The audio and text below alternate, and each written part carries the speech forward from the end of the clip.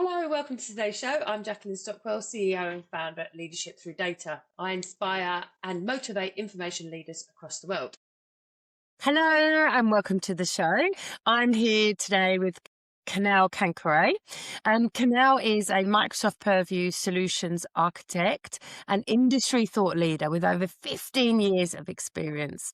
He's an absolute veteran in information protection space, and he's known globally for his technical blogs and his international speaking engagements. Designs and deploys scalable enterprise-grade frameworks across the entire Purview stack, and he specializes in turning complex compliance requirements into streamlined, automated workflows for global organizations. Now, Kunal is focused on driving compliance maturity. He aims to move companies beyond basic information security by building long-term strategy roadmaps that align security with his core business goals. Now, Kunal, I'm so excited to have you on the show. You're also a trainer for us at Leadership with Data, but you're also a good friend of mine. So it's been too long. We should have had it much earlier. So I appreciate you being with us today. Just to kick us all off, you've helped organizations ranging from 100 to 1,000 users. What is the biggest difference in how a scalable framework looks for a global enterprise versus a mid-market company? Okay, thank you, Jackie. I mean, before I answer this question, thank you for having me here. I know I've been listening to all your previous podcast sessions, roughly 30 minutes each, I guess, and they've all been power packed. And very informative. So I would encourage people to go and listen to all the other sessions that you've done in the past as well. There's a lot of information and you've had variety of speakers. So I think that adds real value. And coming back to the question that you've asked, yes, I have worked with organizations, with 500 users and also organizations that have 120,000 users plus.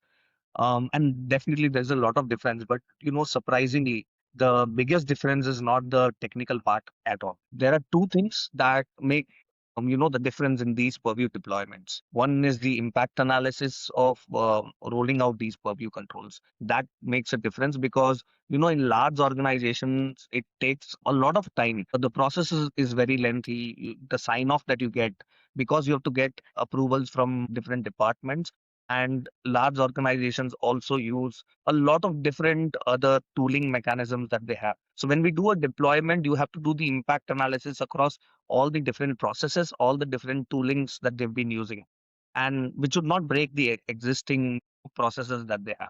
So that's one. The second one is change management and adoption. I think that also makes a lot of difference between a mid-market company and a larger organization. So for example, in a smaller organization, you would just explain what's happening. You would run a short pilot and the users adapt quickly because, the distance between the decision makers and the users is very small in a smaller company. And in large enterprises, adoption is a program in itself. It's not just an announcement that you can make. You're dealing with, multiple regions. Dealing with different regulatory expectations. You have various levels of, users with different levels of technical maturity, and the user base is widely varied. So I think that's the difference between when you deploy for a smaller organization than a larger organization. Amazing. And I love the fact that you brought up around about change management because that's huge. And I think a lot of organizations just forget about it. And to actually get a really good, successful deployment, change management, and I always say it's a process for people and you can't have a successful deployment without people. So I love that you've spoken about that. I'm always in awe of how much you know about Microsoft 365 Kunal. And I want to touch a little bit on now policies versus labels debate. So you recently wrote about the nuances between retention policies and retention labels. So in a high tempo environment, how do you decide which one should be the workhorse and which one should be the precision tool? Okay, and it's very interesting that you've asked this question. This particular piece of article that you talked about, the blog post that I wrote, has recently been also published by IRMS in their IRMS UK in their January bulletin, 2026 bulletin, which was just last month, and they published the entire blog post in their bulletin that they send out to their members. So I think it's kind of a hot topic right now, but I actually don't see this as a debate at all. In the real world, policies and labels aren't competing, they're kind of complementary. And, both are built for the same purpose, which is to decide how long an information lives, right? And when that it should be deleted. So the only difference, of course, I wouldn't get too technical because it's all out there and everyone knows about it. Labels also help you mark the file as a record, which also helps achieve immutability. And then you can, of course, dispose information after reviewing it, and you also have the proof of disposition. But then the biggest question is, if you would ask me that in real world, where have I actually implemented retention policies is, when there is a design decision that is being made, which is kind of an enterprise wide design decision. For example, an organization has made clear that, okay, we do not want to keep on business emails beyond X years, or we do not want to keep Teams chat after a couple of years. In those scenarios, retention policies are the best fit, right? You do not want labels uh, to be applied to a scenario where it's kind of enterprise wide. So that's how we've been deploying retention policies. But labels, of course, as you know, are used when there is a regulatory requirement, when the intent is to prove defensibility, right? And in scenarios where regulatory accounting or accountability really matters. So things like you have records or legal artifacts or content that must be reviewed before it gets deleted. So in those scenarios, you would use labels and policies. Yeah, that's how I would. Amazing, amazing. Thank you. So I want to ask you a question about adaptive scopes. But before you ask the question, what is adaptive scopes? Okay, thank you for asking. This is one of my favorite features. You can target locations where you want to apply policies, specifically retention policies and records management policies. So, for example, you want to roll out a specific policy to all the sites that belong to, the finance department. Now, there is a way by which you can tag sites to which business function they belong to. It's called property banks. And by the use of that, you can tag sites that, okay, this particular site belongs to finance, this site belongs to HR, etc., etc. And the real problem was that in before adaptive scopes came in, we used to have static scopes where you really had to manually list down that, okay, sites 1 to 10 are finance, and you had to add them to the policy manually.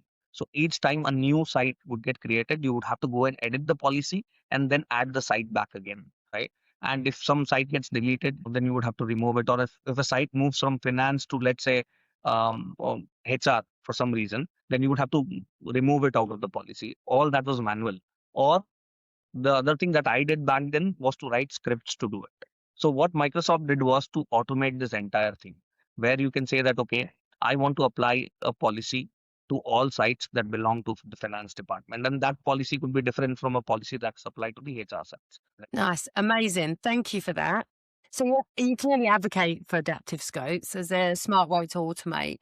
From an architecture just starting out, what is the number one pitfall they'll encounter when trying to move from static scoping? Okay, if someone is just trying to switch from static to adaptive scopes, the first thing that they might miss is to, check the quality of the details available. When I say the quality of the details, those details could be in Entra, those details could be, how their sites have been tagged already. Because in most of the organizations where I've seen adaptive scopes fail is because their attribute values are all over the place, right? For example, some people in the organization or some users do not even have a department value specified in their Entra ID attributes. Or if someone belongs to HR and they suddenly move to, let's say, sales and marketing for some reason, the data is still stale, right? It still shows HR for them. So in that case, adaptive scopes will fail. You need to sort that out first. And if adaptive values or if these attribute values are all over the place,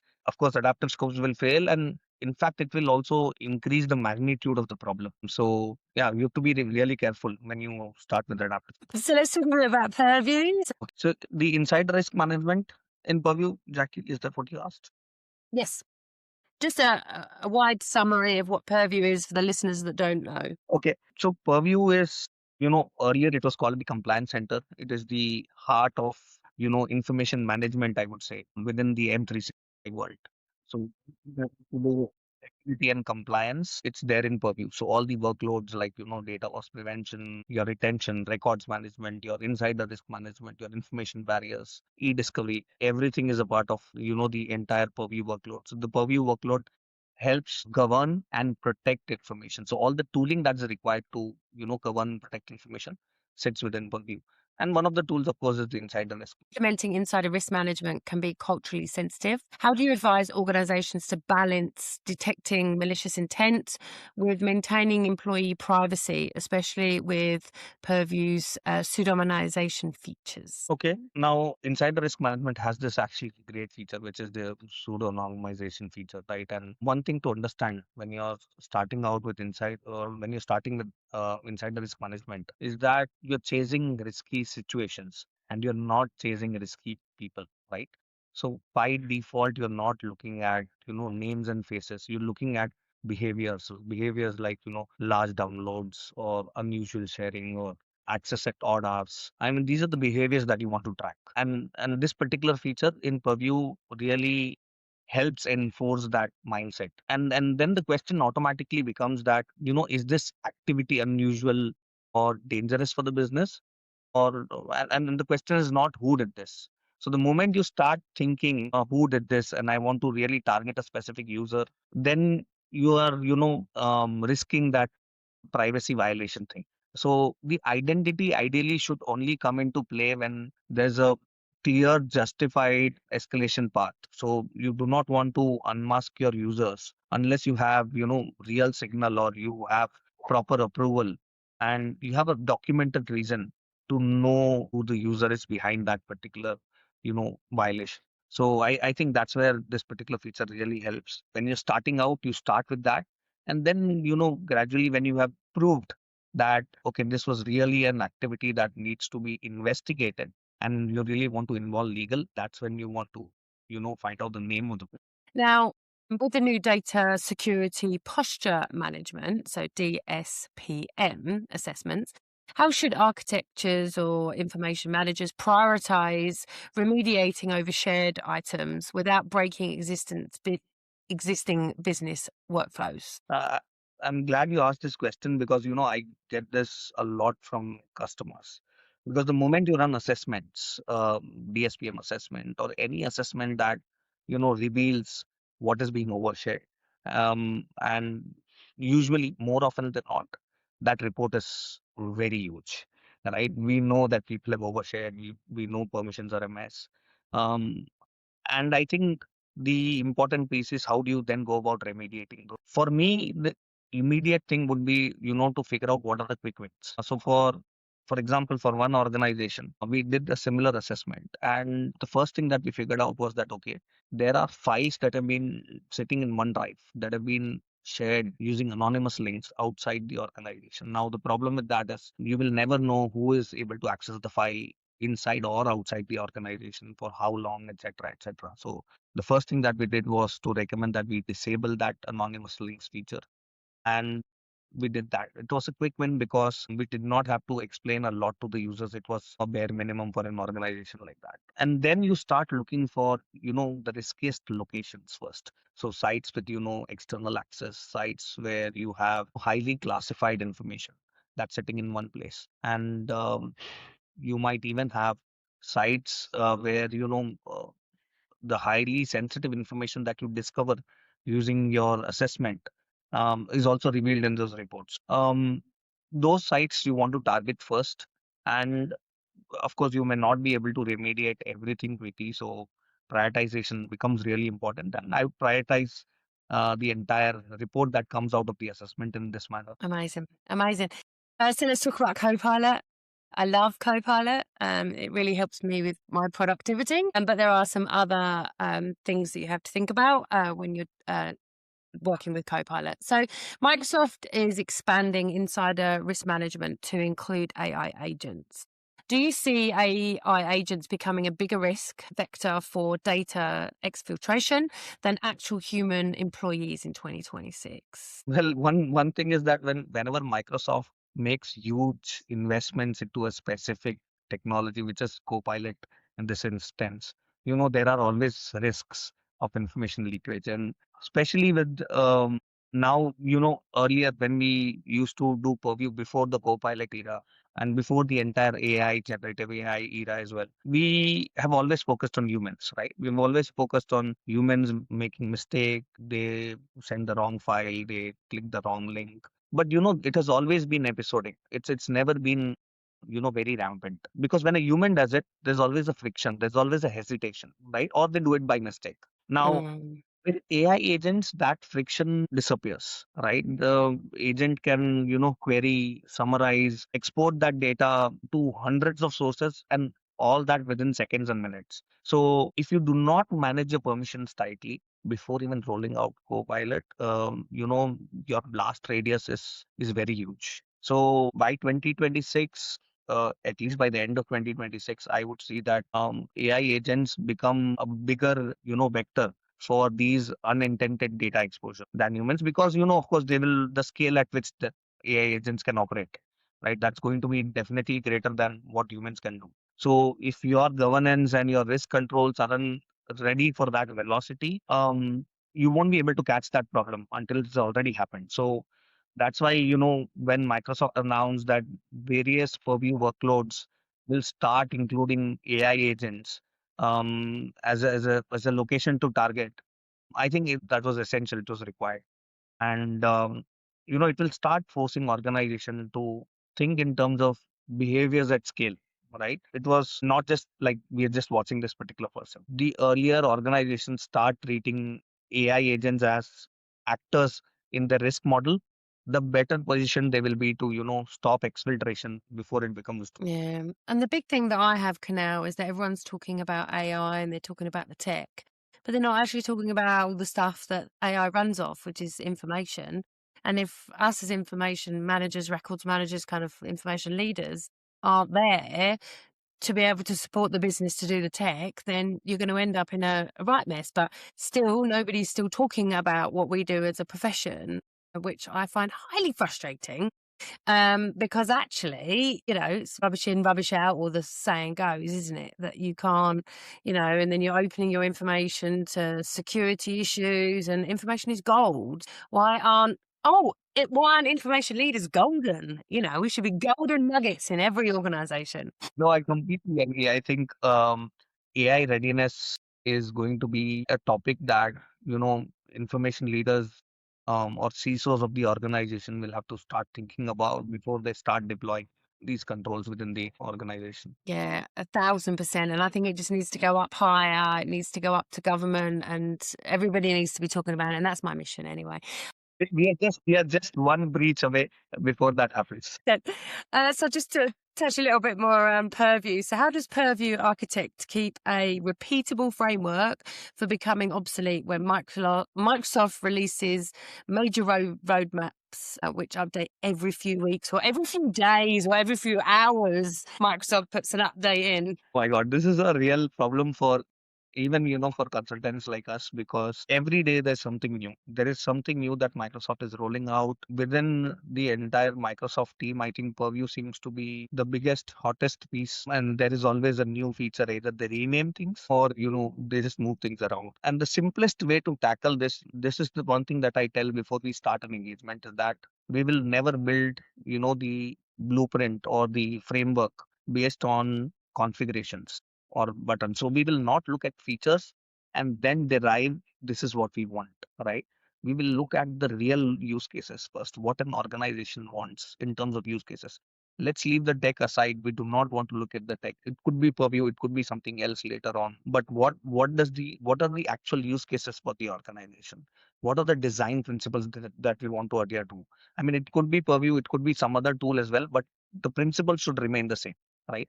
So those could be the sharing principles, those could be our retention principles, or any of those. And then you start breaking them down into use cases, and then write what is the acceptance criteria for each of them. That when do we consider this use case resolved or solved? And so once you have that list, that becomes your fundamental base, and these are the things that do not change, right? The technology changes, yes, your buttons might go, or that particular toggle in that particular portal might move here and there, it could be renamed. So, if your entire framework depends on this kind of, there's a toggle here in the portal and we turned it on, that framework will have a very short shelf life. So Microsoft will move that toggle, rename it, replace it, and your design will break. So you don't do that. You stick to fundamentals and you answer some fundamental questions. And you should be asking when a new feature gets released later on. The question should be very simple. Does this feature help us enforce the same principle in a better way? And an example of that was always adaptive scopes, right? The principle was always the same, that we want to automate. We do not want to go and, add sites manually to the policies. So we started writing scripts. That was one technical way to achieve that. But then Microsoft rolled out adaptive scopes, which was a technical feature. But the principle still remained the same, that we want to roll out this particular detention to all finance sites. So that's one. The other thing I also do is of course, I've worked with, many of my technical colleagues as well and mentored them. So I asked these architects, to write down why they made a specific decision and not just how. So architects or technical people usually focus on, how that particular feature was configured, and that's what is there in the design document. But when we deploy Purview, it's not like any other software. You also need to write down what made you, arrive at that decision. Why has a policy been configured in a specific manner? That's really important, because when a new admin comes in later on and looks at the policy and asks, why is this so strict?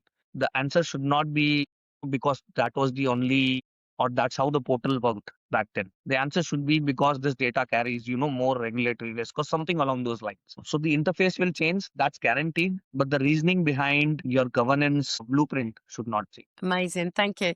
And last question. So if you could add one feature to Microsoft Purview that doesn't exist yet, what would it be? My God, that's a bit difficult to answer, because there are plenty that I could ask for. But the one that sits right at top of my list, and I always think about it, is because, and in fact, I've many times thought about developing my own product, solve that particular problem. So the problem is that I want, or the one thing that I want Purview to tell me with confidence is that which data is raw, which data is redundant, obsolete, and trivial, and it is safe to remove. Now, this comes up all the time with, especially with large customers, right? For example, one of the organizations that we work with, 300,000 SharePoint sites, billions of files, information in SharePoint in petabytes, SharePoint and OneDrive combined in petabytes. And their ask was very simple. We want to label everything, right? We want to apply a sensitivity label to all our files. And we're talking about billions of files, right? At that scale, these limits don't really help you, the limits that Microsoft has. And I usually push back with a basic question. I mean, why are we even spending effort on governing data that shouldn't exist in the first place? So in many cases, that data is useless. And what we did was we did a sample, we took 100 sites and we found out that you only need to really label 30% of the data, and 70% is something that does not have any business value. And in fact, you shouldn't even be holding that data, because it's increasing your legal and regulatory risk. So one thing that Purview does not have now, is how to identify that sort of data that does not have any business value. So, and in fact, with the advancements that we now have in AI, we have duplicate detection, duplicate files. You have behavior based signals. We are well past the point where all of this should be, guesswork. In large organizations today, it is really a guesswork, right?